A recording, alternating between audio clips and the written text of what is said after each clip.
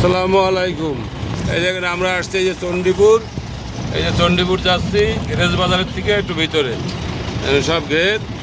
আর ওই যে ওইগুলো চারত পটা, ওগুলো হচ্ছে কিন্তু আপনার গলদা চিংড়ি ধরার জন্য, কেউ চারত ঘুনি অনেক কিছু বলে থাকে, এগুলো গলদা চিংড়ি ধরার জন্য। এইসব ঘেরে আপনার নোনা পানি সব শ্যামনগর থেকে আসতে হয় গ্যারেজ বাজার, গ্যারেজ বাজার থেকে আরও ভিতরে ঢুকতে হয় আপনার হচ্ছে চণ্ডীপুর বলে, বুঝেছেন? এই দেখেন সব ঘের, আর এসব ঘেরে গলদা বাগদা এসব চাষ হয় নোনা ঘেরে।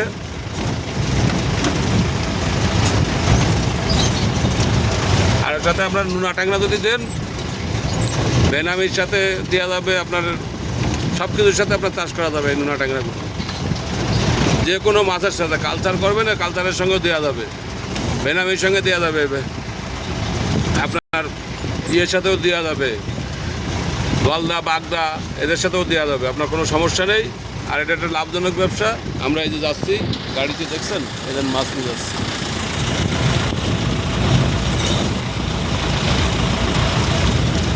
বিশাল বিশাল ঘের, বুঝলেন? সব দুই পাশে বিশাল বিশাল ঘের। আজ আবার বর্ষা আসছে, দেখেন